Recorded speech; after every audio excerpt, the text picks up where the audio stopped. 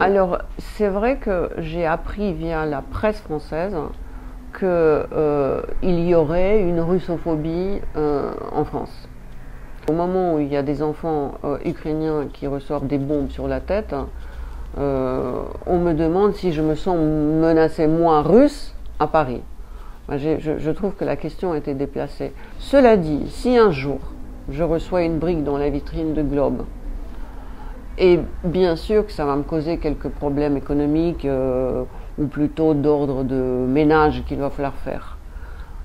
Émotionnellement, je peux comprendre parce que je suis mère. Ici, il y a un pays qui tue mes enfants. Peut-être que émotionnellement, sans réfléchir, je vais aller jeter une brique dans une quelconque institution ou quelconque boutique de ce pays. Mais quand les gens qui vendent à Paris les pirochki et qui aujourd'hui ont l'audace et le moral de se plaindre que la vente des pirochki a baissé parce qu'on n'aime plus tellement les Russes, moi j'ai très envie de leur dire fermez votre gueule.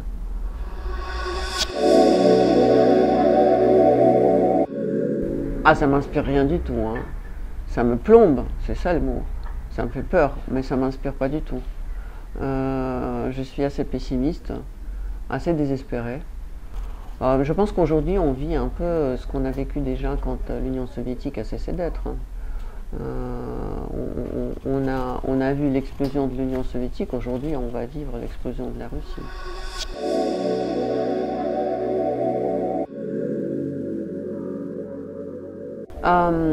Les hommes politiques confondus ne m'ont jamais attiré. J'ai jamais voté de ma vie.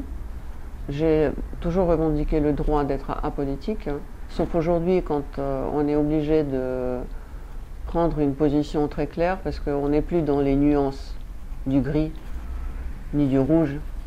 On est noir ou blanc, pour ou contre. Intellectuellement, ça me désespère, mais aujourd'hui, c'est comme ça.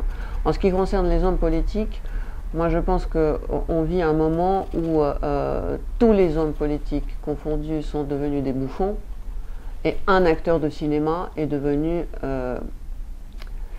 un grand homme politique, voire le numéro 1 du monde démocratique, qui s'appelle Zelensky. Et là-dessus, je suis très heureuse parce que j'ai toujours pensé que l'art, la philosophie sont beaucoup plus intelligents et rapides dans les analyses que les politologues et le monde politique.